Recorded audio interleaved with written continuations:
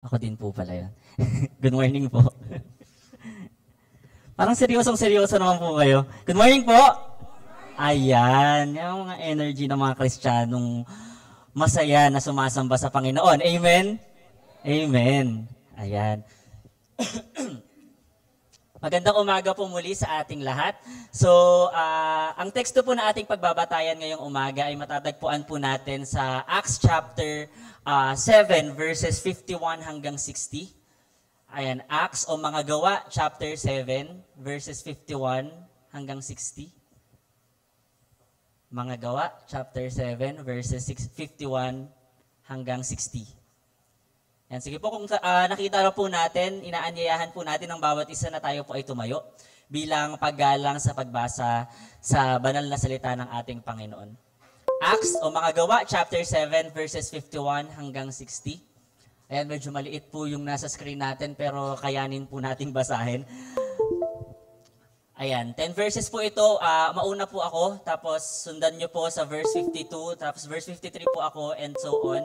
Tapos sa huling verse po ay sabay-sabay po tayo. Sige po, basahin po natin Acts chapter 7, verses 51 hanggang 60. Verse 51, kayong matitigas ang ulo at di tuli ang puso't mga tenga, kayo'y laging nagsisisalangsang sa Espiritu Santo, kung ano ang ginagawa ng inyong mga magulang ay gayon din naman ang ginagawa ninyo. Verse 52.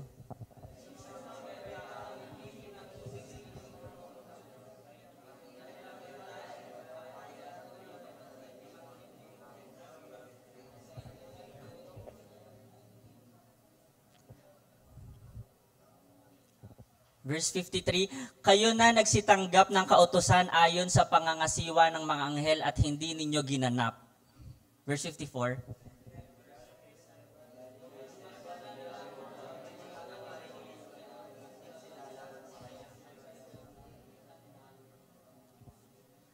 Datapwat siya'y palibhasa'y puspos ng Espiritu Santo ay tumitig ng maigi sa langit at nakita niya ang kaluwalhatian ng Diyos at si Jesus na nakatindig sa kanan ng Diyos.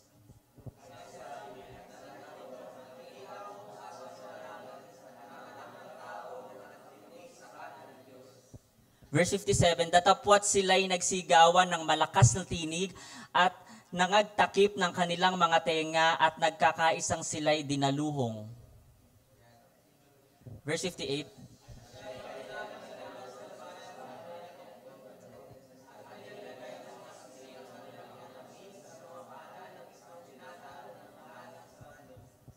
Verse 59.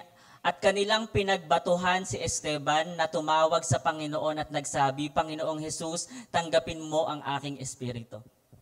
Verse 60, sabay-sabay po tayo. At sila'y naglilihod at sumigaw ng malakas na tinig, Panginoon, huwag mong iparatang sa kanila ang kasalanang ito, at pagkasabi nito ay nakatulog siya. Sige po, pwede na po tayo makaupo. Okay. So sige, medyo icebreaker muna po tayo sa ating worship service ngayong umaga. Magkakaroon po tayo ng kaunting review mula tungkol sa ating mga bayani dito sa Pilipinas. Ayan. Huwag nyo muna po ilalabas ha. So, magbibigay po ako ng clue, tapos huhulaan nyo po kung sino sila. Okay? Ready na po ba kayo? Ayan, sige. Paki-ano na po dun sa unang color red. Ayan. Sino po ito? Apolinario Mabini. So, sino po si Apolinario Mabini? Sa pagkakaalala po natin. Siya ay ang utak ng himagsikan. Ayan. So, siya po ay isang Filipino revolutionary leader. Isa po siyang edukador. Teacher po siya. Lawyer din po siya at statesman na naging legal and constitutional advisor ng revolutionary government noong unang panahon. So, siya din ang pinakaunang prime minister ng ating bansa. So, siya ang tinaguri ang utak ng himagsikan or brain of the revolution. Next po tayo, next. Ayan, siya si Apolinario Mabini. Eto, sino to? Sino? Sino po? Si Andres Bonifacio. Ayan, si Andres Bonifacio po ay siya naman ay ang ama ng Ana ng Katipunan. Ayan. So siya ang ana ng Katipunan, ama ng revolusyon sa Pilipinas. Siya po yung gumagamit ng tabak na tinatawag. Kung si Jose Rizal daw po ay gumagamit ng utak, siya ay gumagamit ng tabak. Yon, siya ang ama ng Katipunan, revolusyon na gumagamit ng tabak. Next po tayo, baka naman di niyo po kilala to. Oh, si Jose Rizal. Si Jose Rizal po ay ang ating pambansang ibon. Hindi, joke lang. Pambansang bayani. Siya ang ating pambansang bayani. At ang revolution niya o ang paglaban niya ay sa pamamagitan ng pagsulat ng mga propaganda. Yan. So, ang ginagamit niya ay intelektual na pamamaraan ng aktivismo noong unang panahon at gumagamit siya ng talino. Nagsulat siya ng iba't ibang tawag doon? Nagsulat siya ng iba't ibang mga bagay noong unang panahon para sa revolusyon at lumaban sa iba't ibang mga lahi noong unang panahon. So yan. So na-review po natin itong mga mga bayani natin dito sa Pilipinas at ang common sa kanila ay lumaban sila para sa kalayaan ng ating bansa. No? At sa umaga pong ito, ang pag-uusapan po natin ay ang mga labanan sa buhay natin. Ayan, next po tayo. So ang tanong po natin ngayon, anong klaseng digmaan ang kinakaharap mo ngayon? Yan, kung sila Apolinario Mabini, Andres Bonifacio at si Jose Rizal, meron silang iba't ibang mga pamamaraan kung paano silang nakipagdigma nung unang panahon. Tayo po kaya, ano po kaya yung paraan natin para makipaglaban tayo sa panahon ngayon? At anong klaseng digmaan yung kinakaharap natin sa panahon ngayon at paano natin ito nilalabanan o nilalagpasan? Next po. Ayan, ano ang paraan mo para manalo? Ito yung binabanggit po natin kanina. Ano yung paraan natin kung paano tayo lumalaban? So ang mensahe po natin ngayon ay pinili po nating pamagatang, How do a Christian fight to win a war? Papaanong lumalaban upang magtagumpay ang isang Kristiyano? Saglit po tayo manalangin. Panginoong Diyos na dakila sa lahat, nagpapasalamat po kami sa umagang ito na ipinagkaloob mo po sa amin. Salamat sa pagkakataon, Panginoon, na kami muli ay makakapagsalo-salo sa iyong mga salita, sa mga bagay na nais mong sabihin sa amin, sa mensahe, Panginoon, na nais mong itatak sa aming mga puso't isipan sa umagang ito. We just pray, God, that you will continue to bless our hearts, bless our minds, Panginoon. Tanggalin mo, Panginoon, yung mga bagay na maaring maging hadlang, maging balakid, Panginoon, upang maunawaan namin at matanggap ang iyong mga salita sa umagang ito. Just pray, God, that you will bless us. May we receive, Panginoon, lahat ng mga spiritual blessings na inihanda mo para sa amin ngayong umaga. Ibukas mo po ang aming spiritual na mata, spiritual na tenga, Panginoon, at ang aming mga puso, Panginoon, upang matanggap namin, Panginoon, ang iyong mensahe. Salamat, Lord. Sino po namin nagkakatiwala ang lahat, binabalik lahat ng papuri at pasasalamat sa pangalan ni Jesus. Amen.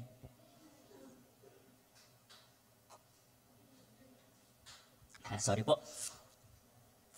Okay, so ang title po ng ating mensahe ngayon ay How do a Christian? Papaano daw po ang isang Kristiyano ay lumalaban upang magtagumpay sa isang labanan? Ayan, sige, bibigyan ko po kayo ng 3 punto ngayong umaga.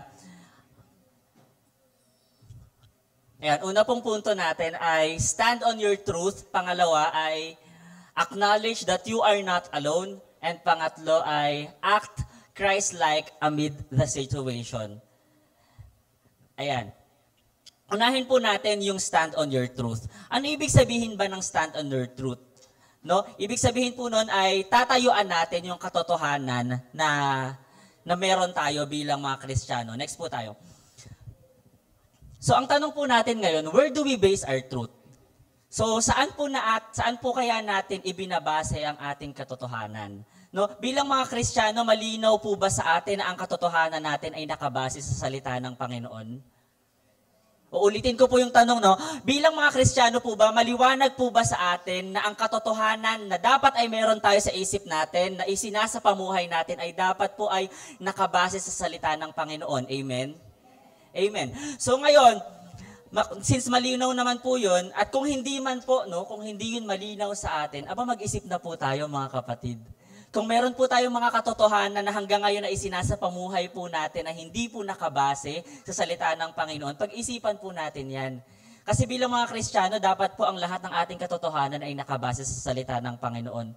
Kung ang mga perspektibo po natin sa buhay ay hindi pa rin nakabase sa katotohanan na sinasabi sa Biblia at nananangan pa rin po tayo sa sarili nating mga katotohanan, may problema po tayo doon.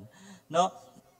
So, ang tanong po natin ngayon, bakit po natin kailangan na tumayo sa lahat ng katotohanan natin, which is ang katotohanan sa Biblia? Bakit daw po natin kailangan tayuan itong mga katotohanan na ito? Bakit daw po natin dapat ipaglaban ang mga katotohanan na ito? No? Dahil po sa mundong ito, no, truth is subjective. When we say subjective, parang ano po yan eh, maaring ang totoo sa akin ay hindi totoo para sa inyo. No? Maaring ang totoo sa atin bilang mga Kristiyano ay hindi totoo sa ibang tao na hindi mga Kristiyano. Next po tayo. Sabi po dyan, there are truths that are open for greater interpretation based on personal feeling, emotion, aesthetics, etc. So, ang truth po natin sa mundong ito ay nagbabago-bago.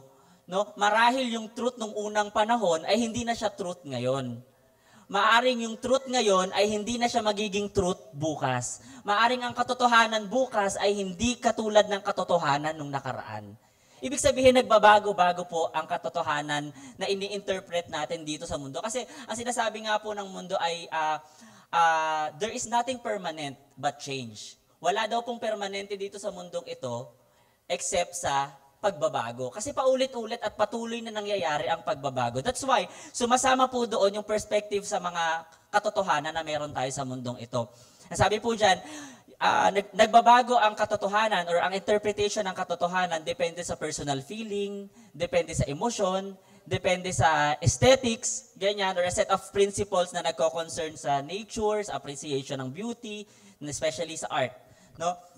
So, napakarami po nating mga bagay na nakikita sa mundong ito na parang hindi totoo para sa atin noon, lalo na sa mga nakakatanda po natin. No? Marami po tayo nababasa sa dyaryo, nakikita sa TV, nakikita sa Facebook, ganyan, na mapapatanong ka na lang, ganito na pala ang mga kabataan ngayon. Ayan. Ganito na pala ang ginagawa at perspective ng mga kabataan ngayon. Ganito na pala yung pinaglalaban ng mga tao. Ganito na pala yung ugali ng mga tao. Hindi katulad ng unang panahon. Dati, pumapasok kami ng benching ko lang ang baon namin. Ngayon, ang mga kabataan, hindi na pwedeng pumasok ng hindi 20 ang baon. May makakarating pa po ba sa school pag 20 ang baon? Makakarating pa naman po, no? Makakarating pa. Lalo na yung mga katabi lang ang bahay na school, no? Excuse me. Meron po tayong mga katotohanan noong unang panahon na ngayon ay hindi na po natin masyadong pinapractice o hindi na po masyadong acceptable or katanggap-tanggap sa generation ngayon. Tama po ba? Nag-agree po ba tayo lahat doon? No? Dahil ang bottom line po noon ay ang katotohanan po ay nagbabago-bago talaga. So, depende po yun sa ating value system at kung ano yung mga binavalue natin sa ating mga buhay. So, let's make it broader, no? Bilang mga Kristiyano, meron tayong different truth compared to the world. Meron tayong mga bagay na tinatanggap na hindi tinatanggap ng mundo. No? Meron namang tinatanggap ang mundo na hindi naman natin tinatanggap bilang mga Kristiyano. Maaaring ang totoo para sa atin ay hindi totoo para sa kanila at ang mga totoo para sa kanila ay hindi naman totoo para sa atin. Bigyan po natin ng example ito.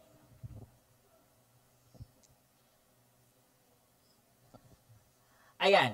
Say for example, ito po, isa po ito sa mga struggles lalo na ng mga kabataang nakakausap ko, no? Tithes and offerings. Lalo na ng mga kakagraduate pa lang at nagtatrabaho na tapos yung mga parents nila ay hindi pa Kristiyano, nagtatanong, bakit ka nagbibigay ng 10% sa church? Bakit ka nagta-tithes and offerings? Alam niyo po, madami po ako napapanood sa TV at sa social media, no, kahit noon pa, na laging nagsasabi na ang mga simbahan daw ay ninanakawan ng mga tao.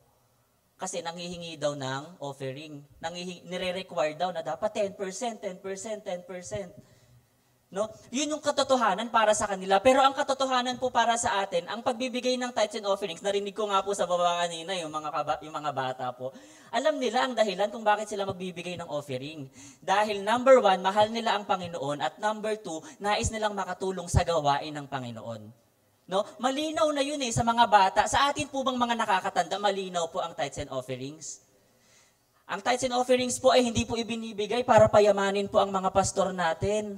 Hindi po ito ibinibigay para magkaroon ng marangyang buhay yung mga workers po natin dito sa church. Nagbibigay po tayo ng tithes and offerings, number 1, dahil mahal po natin ang Panginoon, at number 2, nais nating magpatuloy ang gawain ng Panginoon sa church natin na ito. Kahit ano pa pong sabihin natin, kailangan po natin ng pera. No? Ano po ipambayad natin sa kuryente? Ano ipambabayad po natin sa tubig? Naka-aircon po tayo dito. Diba? Ano po yung ipang-memorienda natin after worship service? Kung hindi po tayo magbibigay ng tithes and offerings. Amen? Ito po ay tulong natin para lumago ang kaharian ng Panginoon. Kaya nga po ang laging panalangin ng mga presider pag nagbibigay ng tithes and offerings, Lord, gamitin mo po ang mga halagang nalikom na ito sa pagpapalawak ng salita o kaharian ng Panginoon sa lupang ito. Yun po yung purpose ng tithes and offerings. Pero yung truth natin na yun ay hindi truth para sa kanila. Kasi lagi nilang kikwestyunin, bakit kailangan mong magbigay ng 10% sa church? Tapos iba pa yung offering mo? Aba, siniswerte naman yung church nyo. Mga ganyan. Yun yung sinasabi natin na maaring totoo para sa atin, pero hindi totoo para sa mundo. Next po tayo. Yan, narinig niyo na po ba ito? Mary is a God. Ayan. Mary is a God na kailangan ay panalanginin natin siya. Dapat siya kanya magpipray. Meron pa po tayong mga nire-recite na prayers ng mga Katoliko po tayo. Yan, na paulit-ulit po nating nire-recite. No? Sinasamba natin si Mary dahil siya daw ay ang Mother of God. Well, technically, nanay siya ng Panginoon. Nanay siya ni Jesus Christ. Pero, hindi ibig sabihin nun ay Diyos siya. Hindi po natin dapat dinudiyos si Mary dahil siya po ay ginamit lang ng Panginoon para ipadala sa atin ang kanyang bugtong na anak. No? Mary is not a God. Pero ang perspective po ng mga hindi nananampalataya o hindi mananampalataya ay God si Mary. No, dapat sinasamba siya. No? Dapat hinahaplosan siya ng mga tuwalya. Tapos ihahaplos sa mga baby para daw po gumaling. No? That's their truth, but it's not our truth. Next po. Sculpted gods. When we say sculpted gods, mga inanyo ang larawan, mga rebulto. Sino pa po dito ang may rebulto sa bahay? Taas ang kamay. Baka naman po may mga rebulto pa po tayo. Itapon na po natin yan. Kahit maganda pong tignan yan sa bahay, hindi po yan magandang tignan sa harap ng Panginoon. No? Kahit po yung mga may picture po ng mga kalendaryo na may picture po ni Jesus daw, no? Tanggalin na po natin 'yan. No? Dahil may curse po diyan sa mga bagay na 'yan. Sa mga sculpted gods, sa mga inanyo ang larawan, sa mga rebulto po natin sa bahay. Kahit maliliit 'yan, kahit ganyan kaliliit lang po 'yan o malalaking mga rebulto, itapon na po natin 'yan. I-surrender po natin sa ating mga pastor. At ipanalangin po natin hilingan po natin ang mga pastor na ipanalangin po ang ating mga tahanan upang i-cast out or i-cast away yung mga sumpa na meron dun sa mga tahanan natin. Dahil may sumpa po yan. No? Dahil inutos po yan ng Panginoon The Lord told us that He is a jealous God. No? Ang sabi niya po sa isa sa mga 10 commandments, ako ay isang Diyos na mapanibughuin. Nagsiselos po ang Panginoon. No? Na kapag nakikita niya, imagine mo, binigyan ka niya ng blessing, tapos nagpasalamat ka sa piece of wood. Nagpasalamat ka sa kahoy. Ano po ang mararamdaman ng Panginoon? Di ba? Kaya, yun po ang truth natin. Pero hindi yung truth para sa kanila. Aawayin pa po nila tayo pag sinabi natin yan sa kanila. Di ba? Next po tayo. Sabi diyan, magsimba ka para magbawas ng kasalanan. Ayan. Narinig na po ba natin ito? 'Di ba? Nung hindi pa po tayo Christian, sige na magsisimba ako para magbawas ako ng kasalanan. Magsisimba kapag birthday mo, magsisimba kapag Pasko, ganyan. Kasi iniisip natin, ito yung mga paraan natin paano tayo magpapasalamat at makakapagbawas ng kasalanan. Pero hindi po yun yung truth natin bilang mga Kristiyano ha. Nagsisimba po tayo dahil mahal natin ang Panginoon at nais natin magkaroon ng fellowship with our fellow Christians. Hindi po para magbawas ng kasalanan. Wala po tayong binabawas dito. No? Kaya niyo pong humingi ng tawad kahit nasa bahay po kayo. Kaya niyo pong humingi ng tawad, kaya po nating humingi ng tawad sa Panginoon kahit naglalakad lang po tayo sa kalsada, kahit tayo po ay nagde-devotion sa kanilang mga kwarto. Yan. Hindi po natin kailangan pumunta sa church para magbawas ng kasalanan ha. Tayo po ay sasamba sa Panginoon pag pupunta tayo sa church. Amen. Ayun, nagising pa tayo. Next po tayo. Sino po dito ang nagpenitensya in the past? Yung naghataw-hataw ng likod po. Sino po dito yung mga nagganon? Nagpapako sa krus pag sinakulo. Nagpapako sa krus, Kuya Jim? Hindi naman. Sino po dito nagpapako sa krus nung sinakulo? Wala pa naman. Sino po dito ang may sugat sa hanapan nyo po, yung katabi nyo? Sino po dito yung parang mga naglalakad ng nakaluhod sa mula sa dulo ng simbahan hanggang altar? Wala. Ayan, kung mayroon po sa atin na mga ganon, hilingan po natin yung mga pastor natin na ipanalangin po tayo. No? Dahil meron pong mga curses pa doon sa part na yun kung ginawa po natin yung mga bagay na yun. Wag po nating ilihim yan. Nais po nating maging malaya mula sa lahat ng mga curses. Amen. Kaya lapitan po natin si Pastor JP, kung nandito po si Pastor Ding, si Elder Marvin, ayan ang atin pong mga leaders, ipanalangin po tayo sa mga bagay na ito. Next, sabi diyan, mas mabilis umakyat sa langit kung laging ipapanalangin. Yan. Narinig niyo na po ba ito? Nung mga hindi pa po tayo Christian, na kapag namatay daw, kunyari ako, namatay po ako, kailangan niyo po akong ipanalangin kasi kung hindi po ako aabot sa langit. Dapat within 40 days daw po yun no? Within 40 days, dapat maipanalangin niyo ako kasi kapag hindi, saan ako mapupunta? Nasa gitna lang po ako. Hindi ako aabot. Kailangan ipanalangin niyo po ako. No? At hindi po natin yung katotohanan, ha? Malinaw po sa atin yun, ha? Hindi po natin katotohanan na kailangan natin ipanalangin ng mga namatay natin para makaakyat tayo sa langit. At hindi po natin katotohanan ng purgatorio. Okay po? Malinaw po sa atin yun. Wala pong sinabi sa Bible na purgatorio. No? Wala po tayong purgatorio. Ayan, wala pong pag-i-stayan sa mundong ito ang mga tao. No? Na kapag namatay ka, sasabihin mo, nandito ka pa, nandito pa yung kaluluwa, nasa butterfly. Ganyan. Nakakita ako ng butiki, lolo ko yun. Hindi po ganon, ha? Wala po tayong ganon kasi ang sabi po sa Biblia, ang doktrina po natin, people are destined to die once. Tayo po ay mamamatay ng isang beses lang at after that, we will face judgment. Tayo ay haharap na sa Panginoon at huhusgahan niya tayo kung sa langit or sa impyerno tayo papupunta. Ganon lang po kasimple ang buhay. That's why, kaya nga po lagi nating tinuturo dito sa lupa, no, na tayo po ay sumunod sa Panginoon, tayo ay magbago, tanggapin natin si Jesus Christ kasi pag namatay po tayo, wala na po tayong choice. Hindi na po tayo makakapag-bargain sa Panginoon. Sige no Lord, ibaba mo ulit ako, magbabago ako, magsaserve ako sa iyo, promise. Wala na pong ganon after natin mamatay. Because we are destined to die once and after that, we will face judgment. Wala na po tayong time para mag-bargain sa Panginoon. Na Lord, kahit 2 days lang, ibaba mo ulit ako. Sasabihan ko lang yung mga kamag-anak ko para sumunod sa'yo. Kasi para okay lang na mapunta ako sa impyerno pero yung sila hindi.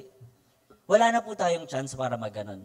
At so lagi nating tinuturo na tayo ay dapat nagbabahagi ng salita ng Panginoon. Tayo dapat ay nagiging instrumento ng Diyos para maibahagi ang salita ng Panginoon sa ating pamilya, sa ating mga kaibigan, sa ating mga kaklase, katrabaho, at sa lahat ng taong nakakasalamuhan natin. Amen? Nagkakaisa po ba tayo na tayo ay tinawag ng Panginoon para magbahagi ng salita niya? Amen?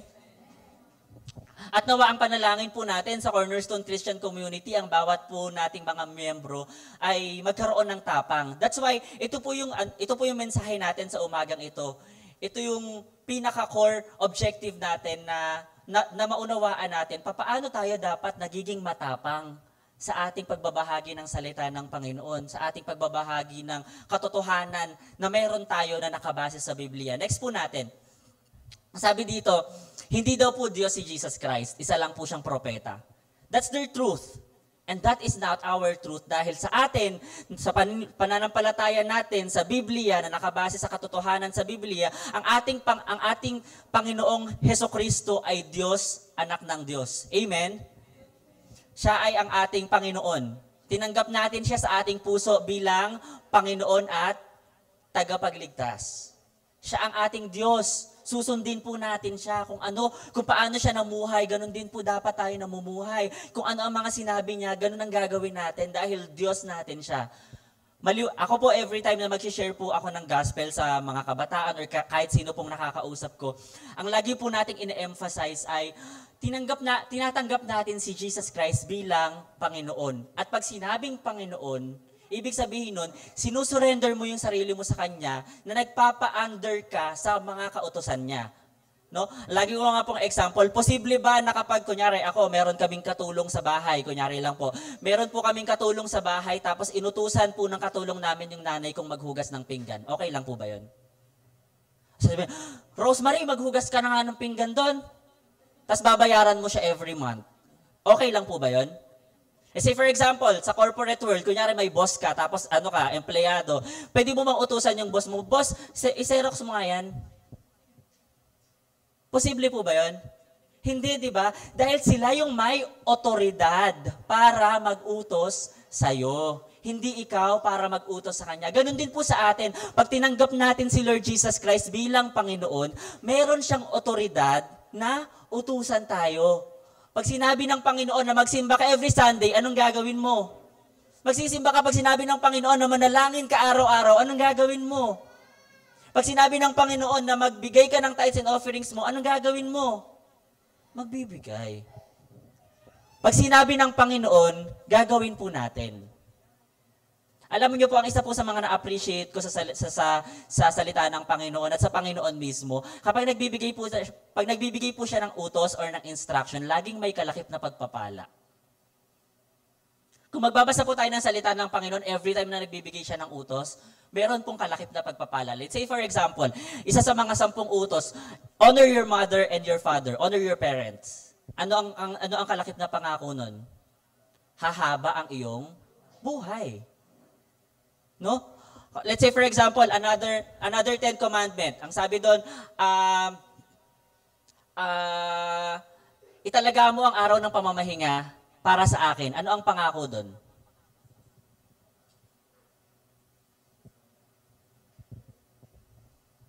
Walang pangako. May pagpapala po sa lahat ng utos ng Panginoon. Amen?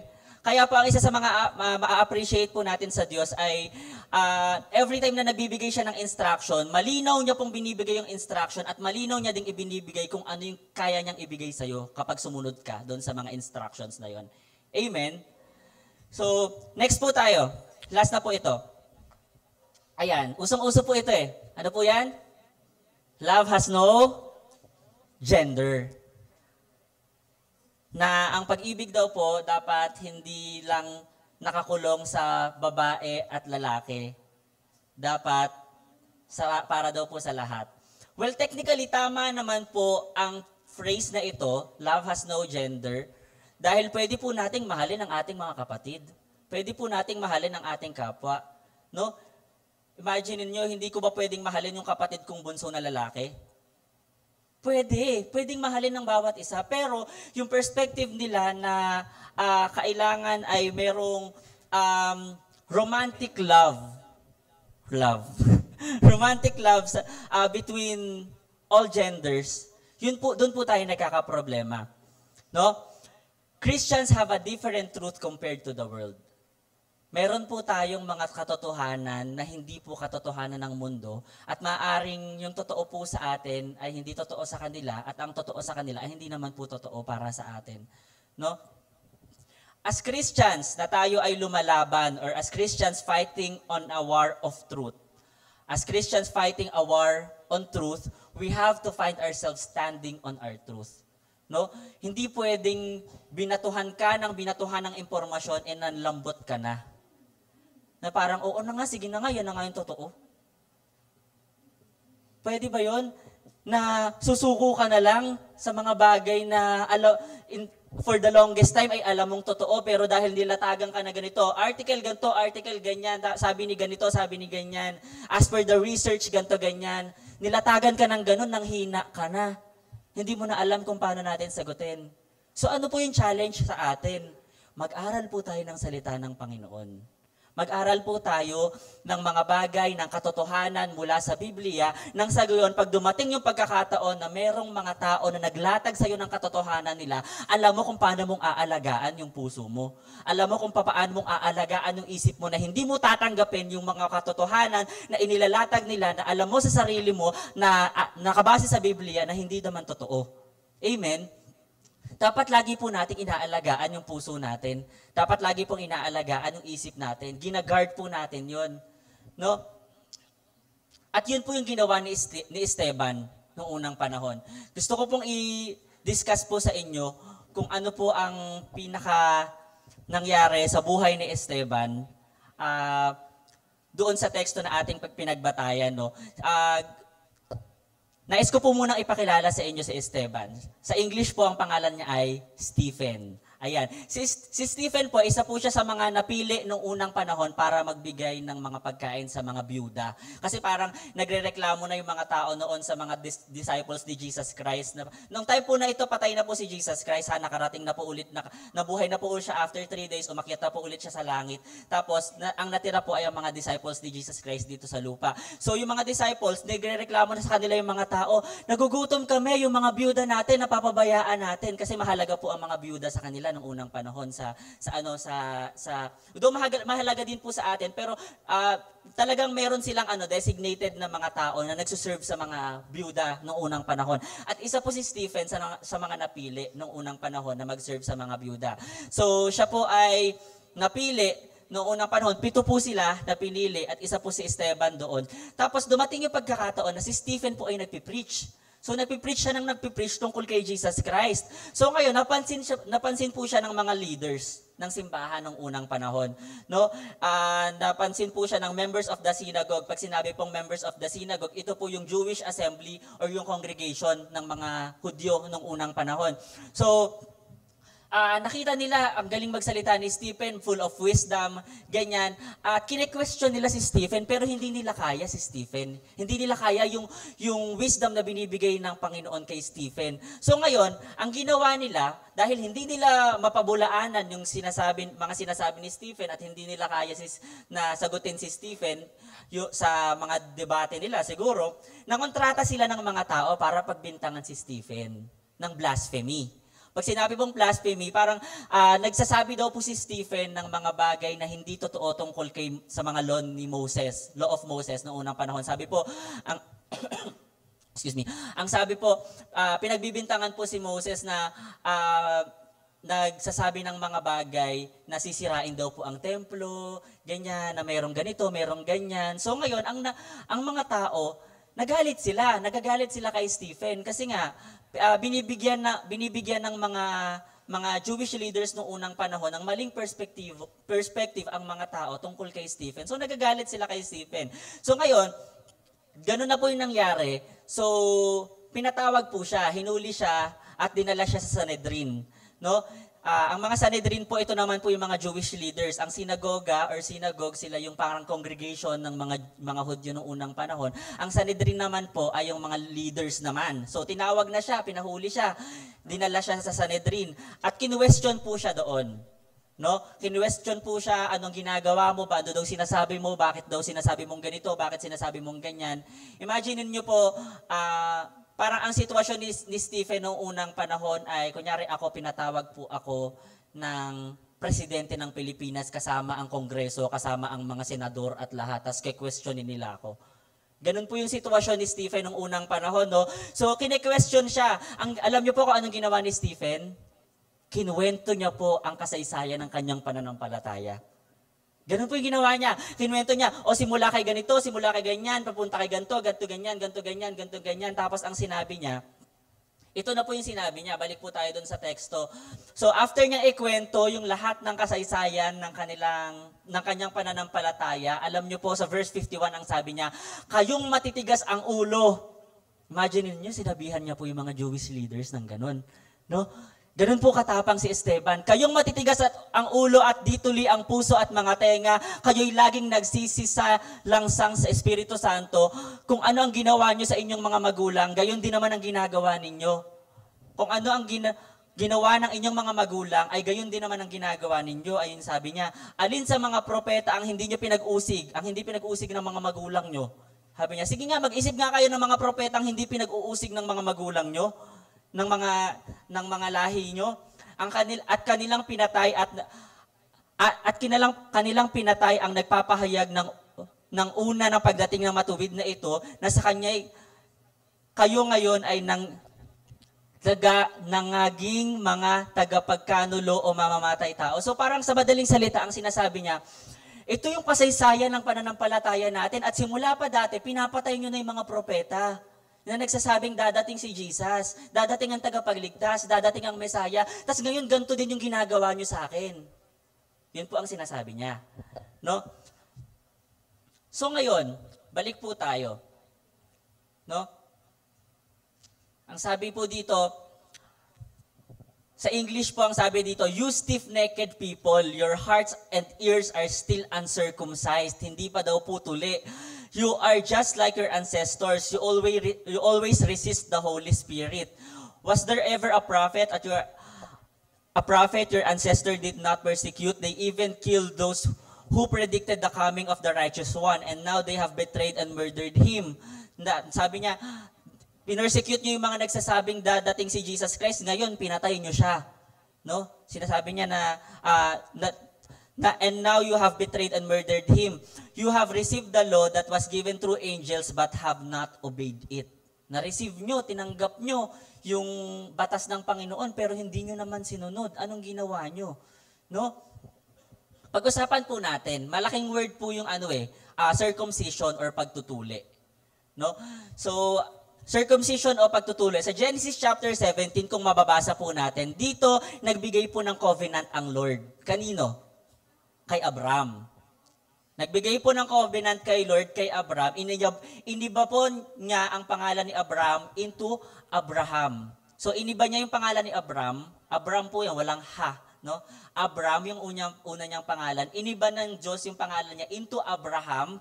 Kasi ang sabi ni Lord, no longer shall your name be Abraham, but your name shall be Abraham, for I have made you the father of a multitude of nations. Ikaw ay gagawin kong ama ng malaking bansa. Doon niya rin sinabi na every time na mayroong mga lalaki, every male in among Abraham's people, dapat daw po ay tinutuli.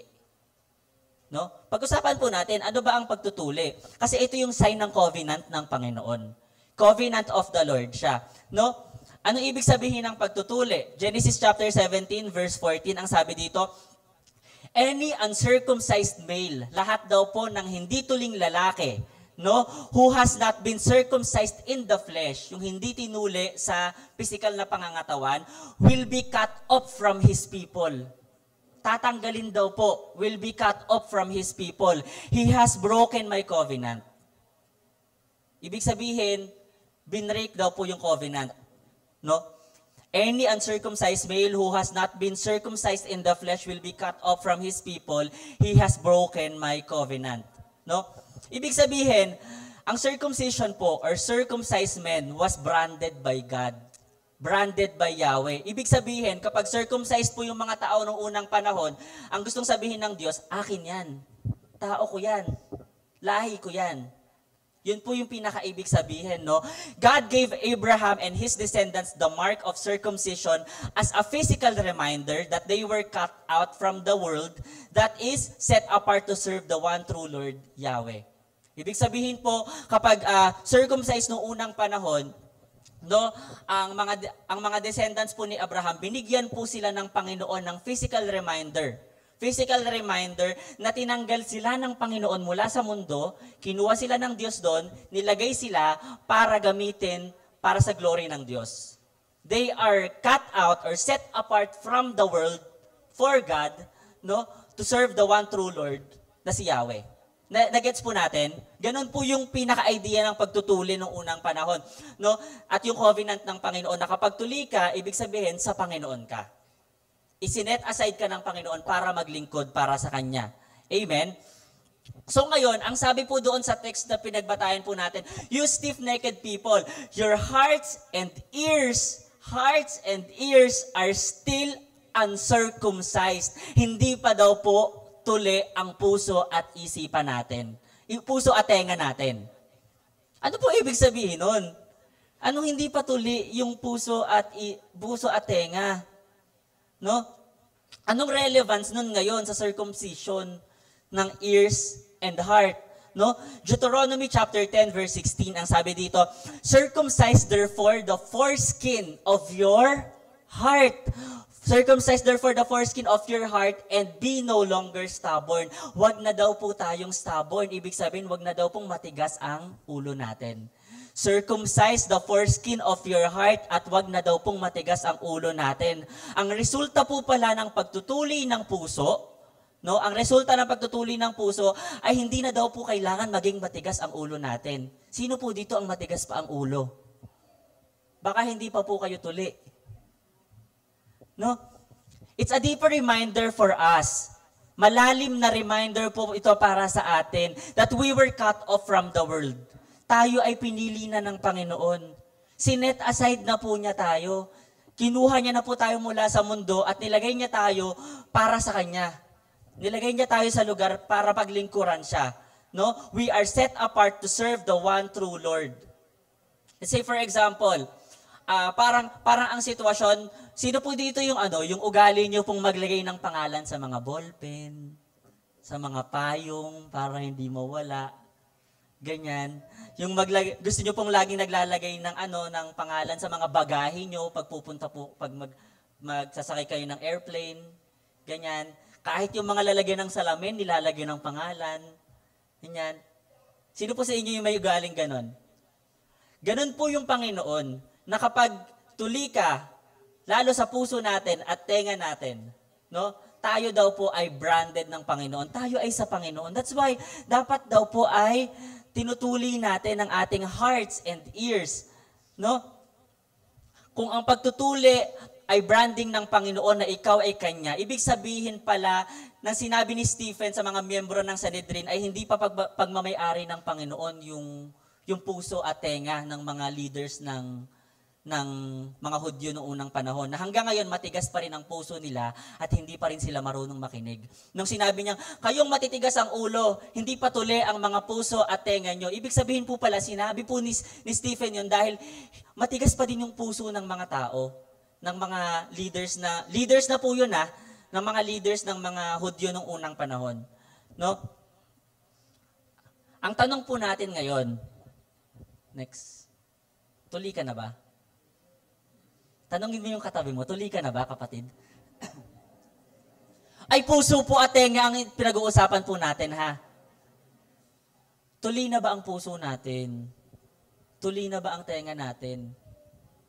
Para sa Panginoon na ba yan? Ito, para sa Panginoon na ba to? Para sa Panginoon na ba to? Sa Lord na ba yan? Pagmamay-ari na ba ng Diyos yan? Matigas pa po ba ang puso natin hanggang ngayon katulad ng mga Jewish leaders noong unang panahon? Kasi kung ganun, ito po ay isang paalala ng Panginoon na dapat daw po ay sinusircumcise natin ang puso at tenga natin para sa Panginoon na lahat yan. Paano natin malalaman yun? Na kapag malalaman po natin yan na kapag may sinabi sa iyo ang Panginoon, hindi ka na magke-question sa Kanya. Na Lord, bakit? Ang hirap naman.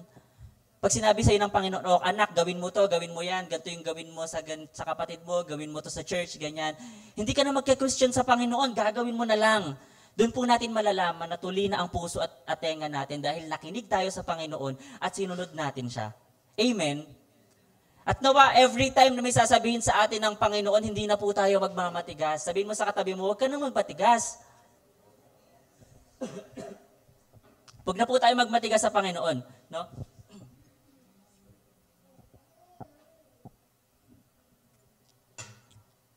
Verse 54, ang sabi po dito, when the members of the Sanhedrin heard this, they were furious and gnashed their teeth at him. No? Nung sinabi po yun ni Stephen sa kanila, na kayo matitigas ang ulo nyo, ganyan, pinapatay nyo yung mga propeta ng Diyos na nagsasabing dadating si Jesus, dadating ang righteous one. So ngayon, sinabi lahat ni Stephen yan, ano po ang ginawa ng Sanhedrin? Ng members of the Sanhedrin? Nung narinig daw po nila yan, sila ay nagalit. They were furious. Galit na galit daw po sila. No? Ang furious po na salita sa English language ay medyo mataas na uri ng galit. They were furious and gnashed their teeth at him. Ibig sabihin, nagngalit po yung ngipin ng mga Sanhedrin. Galit na galit sila to the point na gusto nilang patayin si Stephen. Galit na galit sila. No? At kung makikita natin, the members of the Sanhedrin knows, alam po nila na totoo yung sinasabi ni Stephen. Kasi nagagalit sila, na-convict sila, hindi pwedeng manalo siya. No? Alam nila na totoo yun kasi for the past months, for the past years noon, nakita nila kung paano pong gumawa ng himala si Jesus Christ. At ang sinasabi po nila ni Stephen, ito ang Mesaya, ito ang tagapagligtas. Ayaw pong tanggapin yun ng mga Jewish leaders nung unang panahon. Kasi ang perspective nila, wala pa, hindi yun si Jesus. Hindi siya ang chosen one, hindi siya ang Mesaya. No? Nagagalit sila. They are convicted. They found themselves guilty. Kasi sinasabi sa kanila, pinatay nyo. Sinasabi po ni Stephen sa kanila, kayo ang pumatay sa Mesaya. Nagagalit sila kasi alam nila na lahat ng sinasabi ni Stephen, alam nila na totoo, pero hindi nila matanggap, kaya nagagalit sila.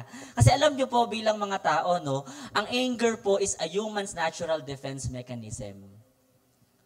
No? Na kapag nahuli ka na gumagawa ng masama, ang una mong defense mechanism, magagalit ka na lang. Say for example, nahuli kang naninigarilyo sa kanto. Kunyari ako po, nahuli niyo po ako hindi po ako naninigarilyo ha. Kunyari ako po, nakita niyo po ako naiinom at naninigarilyo sa kanto kasama ang mga kaibigan ko, kunyari. Tapos, kunyari si Tita Monet, sinumbong niya ako kay Pastor JP. Tapos ngayon, sinabi sa akin ni Pastor JP, alam mo, Gauden, nakita ka daw, ganto ganyan, nag-iinom ka daw at naninigarilyo doon sa kanto. Ang nagsabi ay si Sister Monet. Ako, ang una kong gagawin, ano ba yan si Sister Monet? Bakit ba yan sinabi kay Pastor? Tapos ako magagalit na ako kay Sister Monet, ayoko na siyang kausapin. Diba, ganun usually eh. Let's say for example, sa mga kabataan, nakita ko may ka-holding hand sa Festival Mall. Tapos sinabi sa akin, ay si ano daw, may ka-holding hand sa Festival Mall, ganyan-ganyan. Tapos ngayon, dahil secret mo lang yon na sinabi sa mga leaders sa church, tapos kinausap ka, ngayon, ang gagawin mo, magagalit ka dun sa nagsabi. Bakit mo sinabi? Hindi ba pwedeng protektahan mo ako? Kasi magkakapatid tayo sa Panginoon. Ay, hindi. Diba? So ngayon, ang defense mechanism natin lagi ay magalit.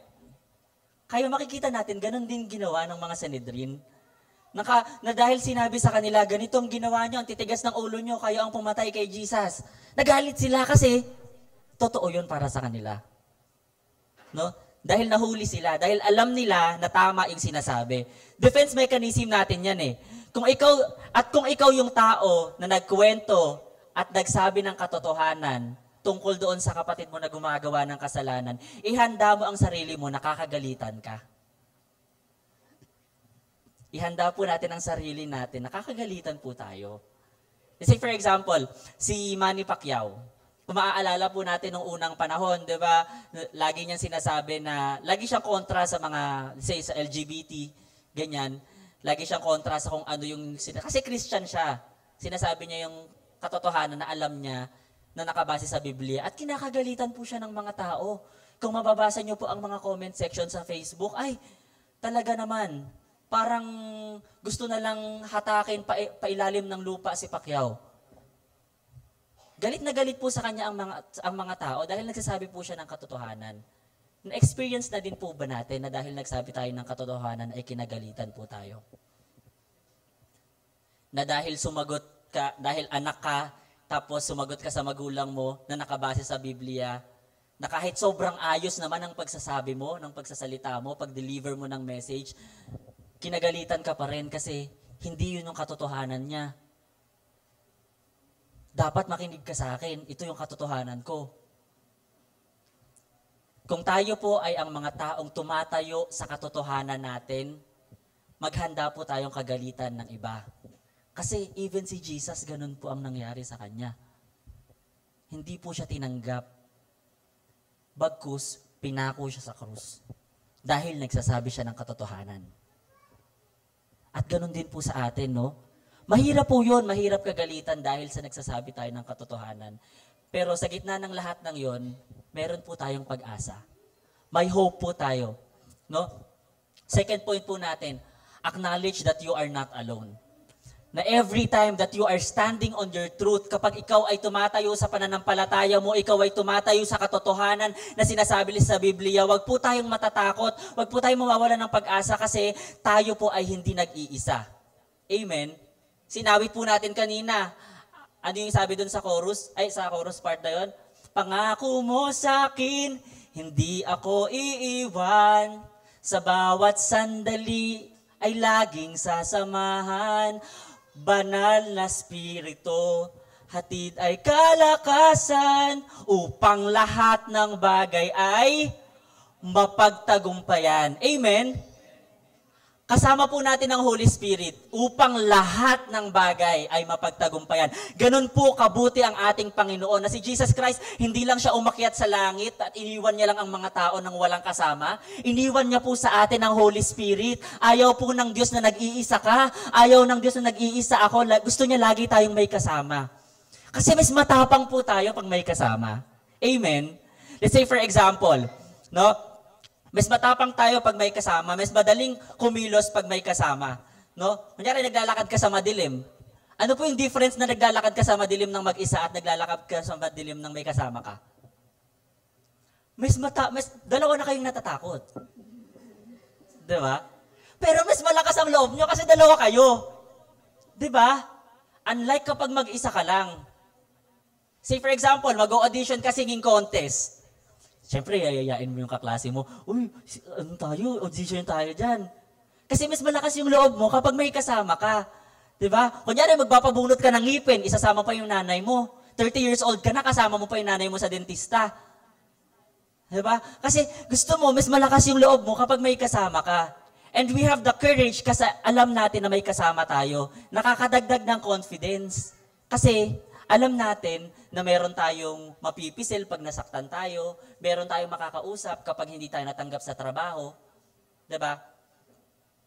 As Christians, to make this fighting and winning the war the Christian way, no?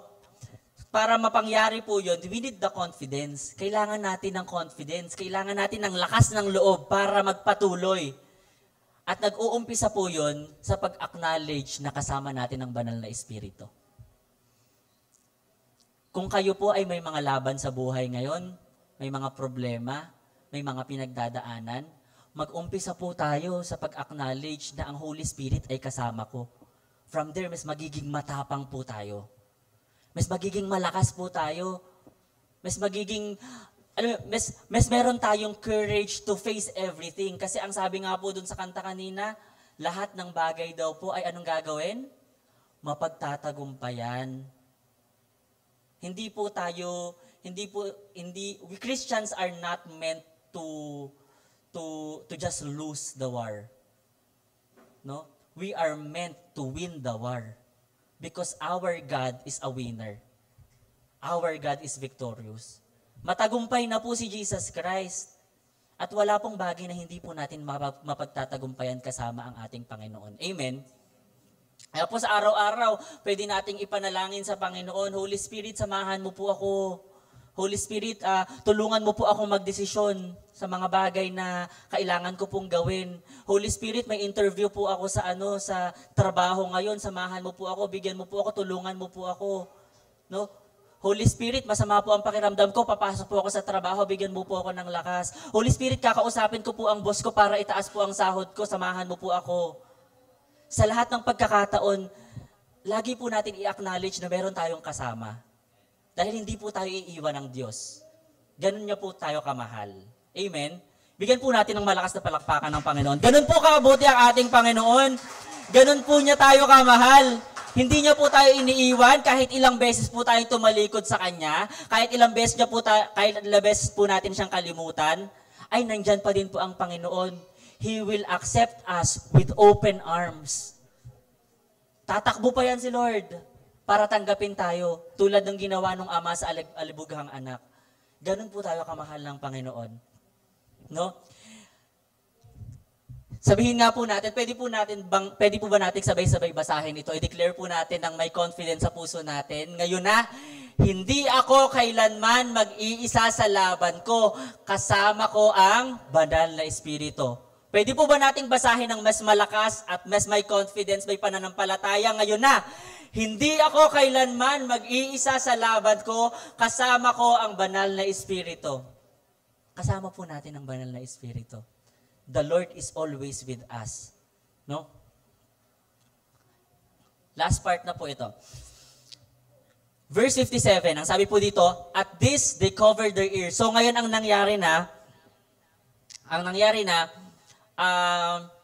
nagalit ang Sanhedrin kay Stephen. So dahil sa pagkakagalit niya, verse 57 ang sabi dito, at this, tinakpan nila ang kanilang mga tenga, at sumigaw ng malakas. They yelled at the top of their voices and they all rushed at him. Sila ay tumakbo papunta kay Stephen. Alam niyo po kung anong ginawa kay Stephen? Kinaladkad po siya palabas ng city. Kinaladkad siya sa palabas ng city. Alam niyo po, isa po yun sa mga pinakakahihiyan ng unang panahon. Nakakalad ka rin ka sa labas ng city. Ganun po yung ginawa nila kay Stephen noon. Kinaladkad nila palabas ng city and began to stone him. Binagbabato nila si Stephen. Pinagbabato nila. Meanwhile, the witness laid their coats at the feet of a young man named Saul. Ang nangyari daw po, tinanggal daw po nila yung mga robes nila at nilagay nila sa paanan ng young man na ang pangalan ay Saul. No? Nilagay daw po, kasi ganun po yung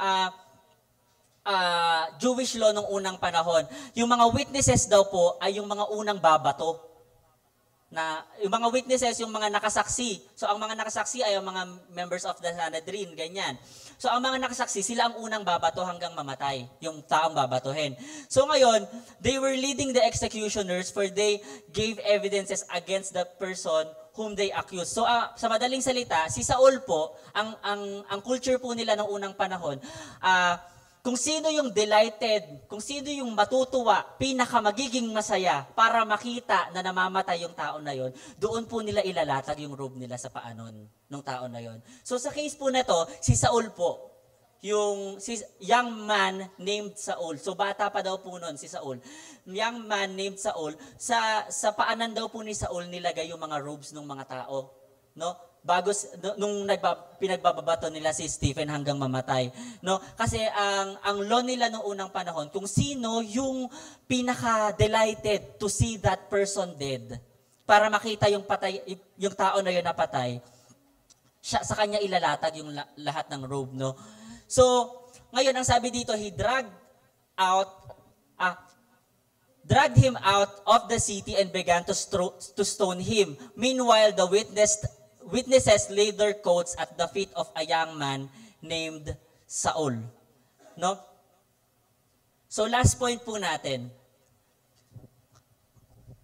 Napag-usapan po natin kanina, first point natin, we have to stand on our truth. Second point po natin, kapag ikaw ay tumatayo sa pananampalataya mo, i-acknowledge mo na hindi ka nag-iisa, kasama mo ang Holy Spirit. At pangatlo, ano daw pong sasabihin? Ano daw pong gagawin? Act Christ-like amid the situation. Na kahit, imagine niyo, na papatayin na si Saul. Kinwestiyon siya ng lahat ng mga Sanhedrin. Pagbabato-batuhin siya. Pero ang ginawa niya, katulad pa din siya ni Jesus.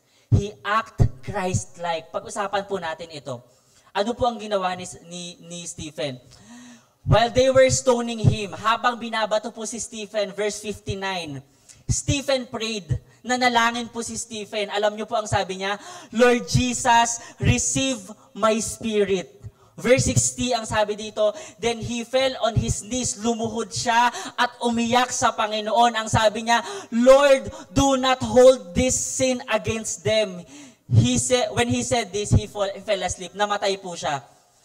No? Do you think it sounds familiar? Na sinabi niya, Lord, do not hold this sin against them. No? Next po tayo. Sabi dito, Lord Jesus, receive my spirit. Yan po yung sinabi ni Stephen. Next. Sabi dito, Father, into thy hands I commit my spirit. Ito po yung sinabi ni Jesus Christ nung takapako siya sa krus. Next. Lord, do not hold this sin against them. Ang sinabi po ni Jesus Christ, Father, forgive them for they know not what they do. Parehas po sila ng perspective na hanggang sa huling hininga ni Stephen, iniisip niya pa din po si Jesus Christ. Iniisip niya pa din po ano yung gagawin ni Jesus Christ kapag nandito siya sa sitwasyon na ito. Ganon din yung gagawin ko.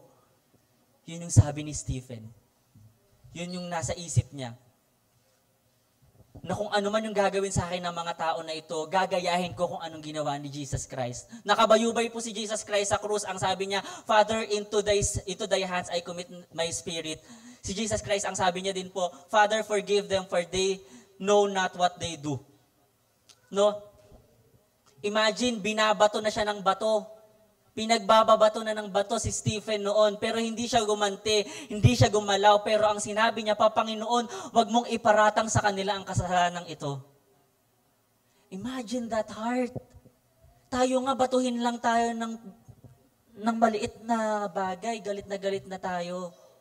Pero siya, binabato siya ng bato hanggang mamatay, pero ang sabi niya, Panginoon, wag mong iparatang sa kanila ang kasalanan ito. Hanggang sa huling hininga, si Jesus Christ pa rin ang gusto niyang gayahin. Tayo po ba, sa mga laban natin sa buhay, sa mga paghihirap natin sa buhay, ano pong ginagawa natin? Kapag hindi ka nakapag-review sa exam, kapag may nakita ka na babae na saksakan ng ganda, saksakan ng sexy, pero hindi Christian, kapag wala ka ng pera, ano pong ginagawa natin? Kapag ubos na ubos ka na, kapag sobrang consumed na yung puso mo ng mga problemang pinagdadaanan mo, kapag pagod na pagod ka ng mag-aral kasi feeling mo lahat ng efforts mo ay hindi naman nagmamanifest, hindi naman nagiging proud sa'yo yung mga magulang mo, na pagod ka ng magtrabaho, feeling mo kulang ka sa talino, kulang ka sa skills, ang baba ng kumpiyansa mo sa sarili, yung sa sarili mo iniisip mo na hindi ka sapat para maging masaya yung mga tao sa paligid mo, anong ginagawa mo? Sa lahat ng mga pinagdadaanan po natin, anong ginagawa natin? Sa mga ganito pong pagkakataon, nawa, gayahin po natin ang ginawa ni Stephen. Gayahin po natin yung ginawa ni Esteban na hanggang sa huling hininga niya, hanggang sa mga huling salitang sinabi niya, Christ-like pa din siya. Gusto niya pa din i-imitate yung ginawa ni Jesus Christ. Alam niyo po, winning or ang pagkapanalo, winning is not about taking revenge. Si Esteban po, hindi po siya gumante. Nandun lang siya. Sige, batuhin niyo lang ako ng batuhin hanggang mamatay ako. Ganun po ang ginawa niya. Because ang perspective niya, winning is not about taking revenge. It is about maintaining Christ-likeness amid the situation. Sa gitna ng sitwasyon na yun, ang pagkapanalo po natin bilang mga Kristiyano ay hindi ang pagganti, kundi ang pagiging katulad ni Jesus Christ. Na kapag dumadaan ka sa mga problema, na kapag sobrang hirap na ng sitwasyon mo sa buhay, malalaman mong panalo ka kapag nanatili kang katulad ni Jesus Christ. Lagi po nating tatanungin sa lahat ng mga problema, mga pagkakataon ng buhay natin, kapag nandito ba si Jesus Christ sa pinagdadaanan ko na to, ano kaya ang gagawin ni Jesus Christ? Yun po ang gawin natin. Kapag may pagkakataon sa buhay natin, wala na tayong bigas para sa kinabukasan, tanungin po natin, Lord, ano bang gagawin mo sa sitwasyon na ito? Pag sinagot ka ng Panginoon, yun yung gawin mo. Kapag nahihirapan po tayo sa buhay, lagi nating tatanungin ng Panginoon, ano ba ang gagawin mo, Lord, pag ikaw ang nasa sitwasyon ko? Alam niyo po, Lahat ng nangyari sa buhay ni Stephen, sa perspective po ng mundo, talo siya. Kasi namatay siya eh. No? Marahil ang tingin ng mga tao na bigo si Stephen sa vision niya. Kasi pinatay siya eh. Namatay siya. Marahil sa sitwasyon mo ngayon, iniisip mo na talo ka kasi wala eh. Pangit yung mga nangyayari eh. Nag-e-effort ka, naglilingkod ka, pero parang walang nangyayari. Pero alam nyo po mga kapatid, hindi dahil sa hindi maganda yung mga nakikita natin na mga resulta sa pagsunod natin sa Panginoon, talo na tayo. As long as you are maintaining your Christ-likeness, panalo tayo mga kapatid. Kapag dumating yung pagkakataon na pinapersecute tayo, kine-question yung pananampalataya natin, at hindi tayo umaalis sa pagiging Christ-like, panalo tayo kahit hindi tayo magsalita. Ganun po tayo. No? Ang tapusin ang digmaan ng nananatili sa kanyang kaluwalhatian ay isang malaking katagumpayan. Nasa gitna ng lahat ng mga digmaan, tatapusin natin lahat ng yan, at sa gitna ng lahat ng yon, mananatili tayo sa kanyang kaluwalhatian. Doon po tayo makakatagpo ng malaking katagumpayan. Kahit ano pa yan, kahit paanong paraan pang magtapos ang digmaan, maganda o hindi maganda sa perspective ng mundong ito, kahit tingin natin talo tayo, basta manatili po tayo sa kanyang kaluwalhatian, yan ay isang malaking katagumpayan. Amen? Last question po para sa atin. Anong klaseng digmaan ang kinakaharap mo ngayon? Anong klaseng digmaan ang meron ka sa buhay mo ngayon? At nawa ang mensahe po na ito ay gamitin po natin bilang reminder sa atin that we have to stand on our truth. Lagi nating kasama ang Panginoon at sa lahat ng pagkakataon dapat mananatili tayo sa kaluwalhatian niya. Saglit po tayo manalangin.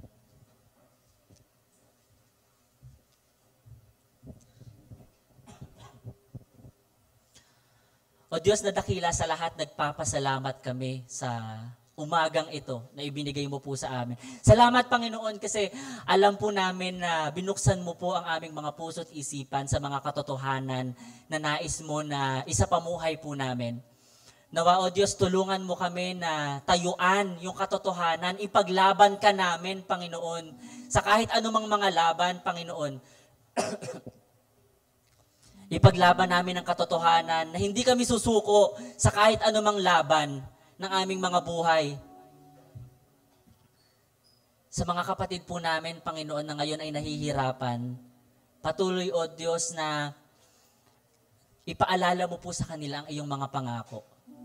Kung ano, Panginoon, yung sinabi mo sa kanila nung una, kung papaano silang nanagumpay sa mga pangyayari, sa mga problema nila in the past, Panginoon, ganun din, O Diyos, managumpay sila ngayon.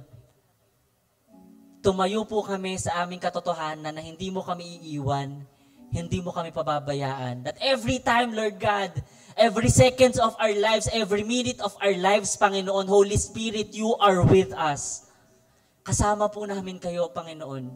Kaya ngayon, mas matapang kami, Panginoon, na haharap sa mga problema ng buhay kasi alam namin na kasama po namin kayo.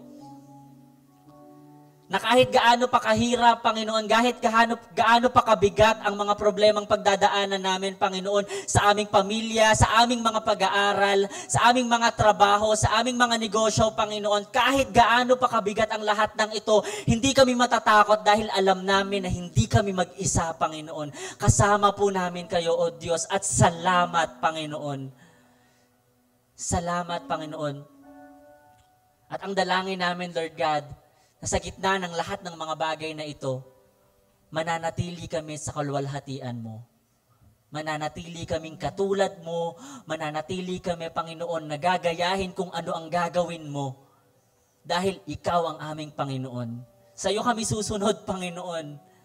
Sa iyo kami mananangan, sa iyo kami magtitiwala. Dahil alam namin na hindi mo kami bibiguin. Katulad ng hindi mo pagbigo sa mga tao na kinausap mo nung unang panahon. Katulad ng paggabay mo at pagiging Diyos mo sa buhay ni Abraham, ni Isaac at ni Jacob, ganun ka ding magiging Diyos sa aming mga buhay, Panginoon. Salamat po, Diyos. Nawa ang mensahe po, Panginoon, na ito na aming napakinggan ngayong umaga ay tumimo at mag-manifest, mag-minister sa aming mga puso't isipan na lagi po namin kayong aalalahanin, Panginoon. Salamat, Lord, sa inyo po namin nagkakatiwala ang lahat at ibinabalik ang lahat ng papuri at pasasalamat sa tanging pangalan ng aming Panginoon na si Jesucristo. Ang lahat po ng nagmamahal sa ating Diyos ay magsabi ng malakas na Amen. Amen. Bigyan po natin ng malakas na palakpakan ng Panginoon.